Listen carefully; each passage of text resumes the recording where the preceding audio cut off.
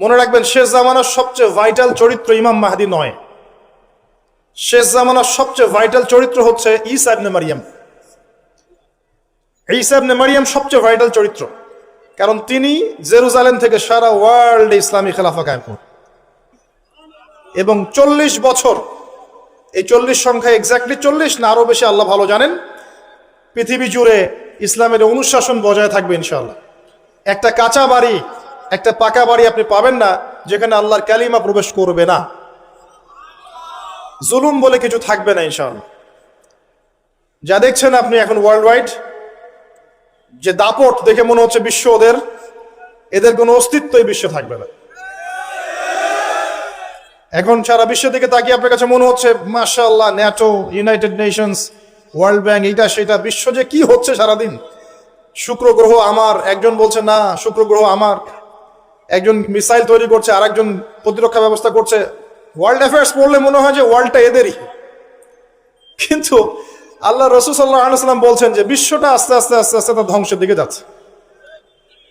এইটা চিরস্থায়ী হবে না এবং একে অপরের সাথে কলিউশন করে এরা শেষ হয়ে যাবে। মুসলিমদের উপর দমন পীড়ন যেমন বাড়বে, ঠিক একইভাবে আল্লাহ রাব্বুল আলামিন মুহাম্মদ সাল্লাল্লাহু আলাইহি ওয়াসাল্লামের বংশধরদের মধ্য থেকে একজন ইমামকে বের করে নিয়ে আসবেন।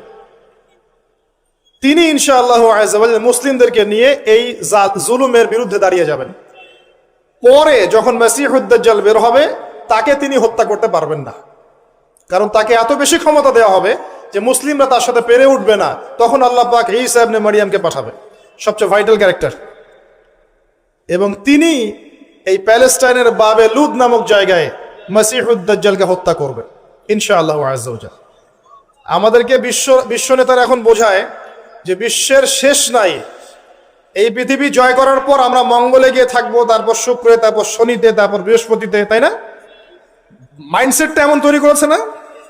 কিন্তু বাস্তবতা হচ্ছে এই মহাবিশ্বই ধ্বংস হয়ে যাবে।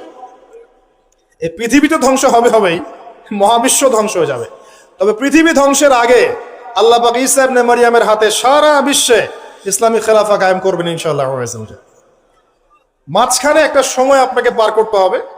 কত বছর? ননসেন্স প্রশ্ন, যে ভাই কত বছর, 100, 200, 500, আল্লাহ ভালো জানেন, আমরা জানি না এবং জানার কথাও না।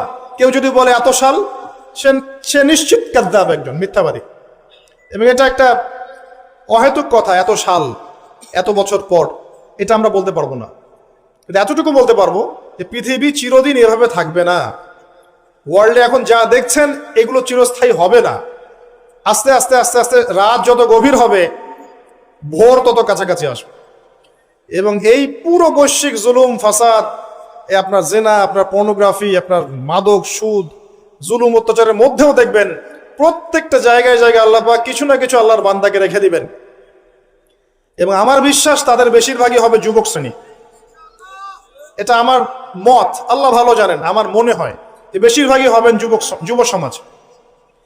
এবং আমার কাছে একটা দলিল আছে কেন মনে হয়, কারণ আসহাবুল কাহফ যারা ছিলেন তারা যুবক ছিলেন।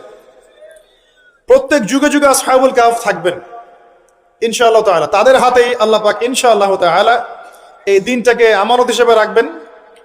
উলামায়ে কেরাম তাদেরকে এগিয়ে নিয়ে যাবে।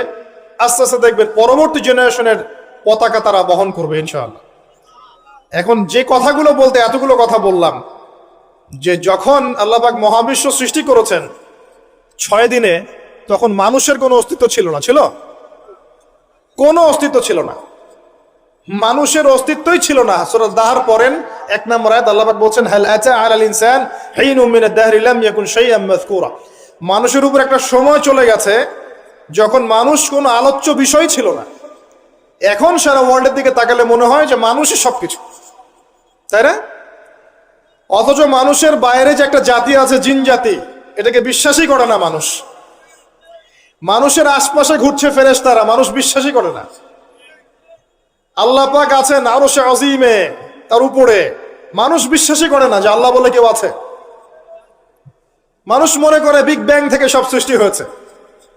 হ্যাঁ, অনেক মানুষ মনে করে যে আল্লাহ বলতে কেউ নাই, সবকিছু বিগ ব্যাং থেকে সৃষ্টি হয়েছে। অথচ আল্লাহ পাক কোরআনে বলেছেন আওয়ালাম ইয়ারাল্লাযীনা কাফারু, সূরা আম্বিয়া 30 নম্বর আয়াত, আন্না সামাওয়াতি ওয়াল আরদা কানাতা রাতকান ফাফাতাকনাহুমা। কাফেররা কি লক্ষ্য করে দেখে না এই মহাবিশ্ব এবং পৃথিবী একটা বিন্দুর মধ্যে ছিল, আমি এটাকে পৃথক করে দিয়েছি, পার্থক্য করে দিয়েছি।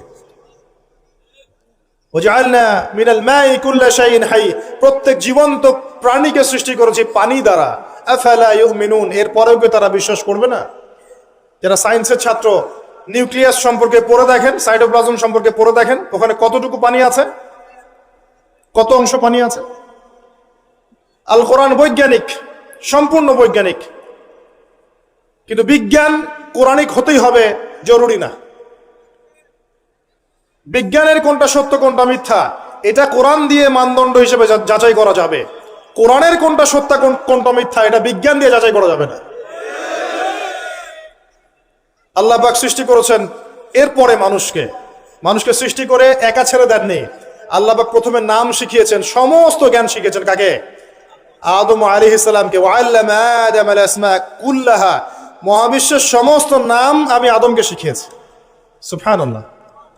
আমাদের পিতা আদম আলাইহিস সালামের ডিএনএ এর মধ্যে জ্ঞান ছিল, সমস্ত জ্ঞান ছিল যা আল্লাহ পাক শিখিয়েছেন। বাই ডিএনএ আমাদের মধ্যে জ্ঞানগুলো এসেছে, এমনি এমনি আসেনি। মানুষ একটা বুদ্ধিবৃত্তিক প্রাণী না? অটোমেটিকলি কি মানুষ জ্ঞান শিখে ফেলেছে? আল্লাহ এই জ্ঞান আদম আলাইহিস সালামকে শিখিয়েছেন, তার বংশধরদের মধ্যে জ্ঞান ছড়িয়ে পড়েছে। এরপর আল্লাহ পাক জান্নাতে রেখেছেন, শর্ত দিয়েছেন কি? ওয়ালা তাকরাবু ওয়ালা তাকরাবা হাযিহিশ শাজারা, তোমরা দুইজন এই গাছের কাছে যাবে না। পরীক্ষা, গাছটার নাম কি? এটা হচ্ছে ওই প্রশ্নের মতো ঈসা আলাইহিস সালাম কবে আসবেন। গাছটার নাম কি? এটা ওই প্রশ্নের মতো যে দাজ্জালের আসল নাম কি হবে, ইমাম মাহদী কত সালে আসবেন। এগুলো ওই প্রশ্নের মতো যে ওই গাছটার নাম কি ছিল। প্রয়োজন নাই গাছের নামের আমার। গাছটা ছিল একটা টেস্ট, পরীক্ষা। গাছের কাছেও যেও না। চলে গেলেন, কার প্ররোচনা চলে গেলেন? ইবলিস। তার নাম কি? ইবলিস। আচ্ছা, ইবলিস আমল করতো না? ইবলিস ফেরেশতাদের সর্দার ছিল না? কি কারণে আল্লাহ পাক তাকে বহিষ্কার করলেন? অহংকার, রাইট। আবা ওয়াস্তাকবারা, সিজদা করি নাই। খলাকতানি মিন নার ওয়া খলাকতাহু মিন তিন, আমাকে সৃষ্টি করেছেন কি দিয়ে? আগুন। তাকে সৃষ্টি করেছেন মাটি। এটাকে বলে আত্ম অহংকার, ইগো।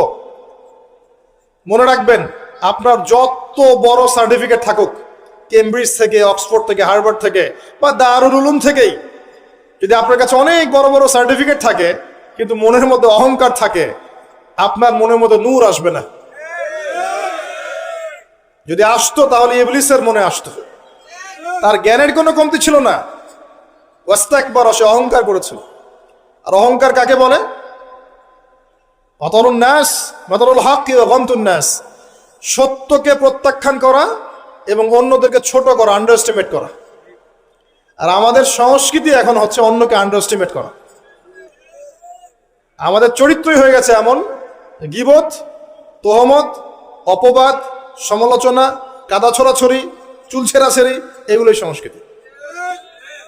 যতক্ষণ আমরা এই কাজগুলো করতে থাকি ততক্ষণ ওই যে ইসরায়েল, সে আরো 10টা মিসাইল বানিয়ে ফেলে।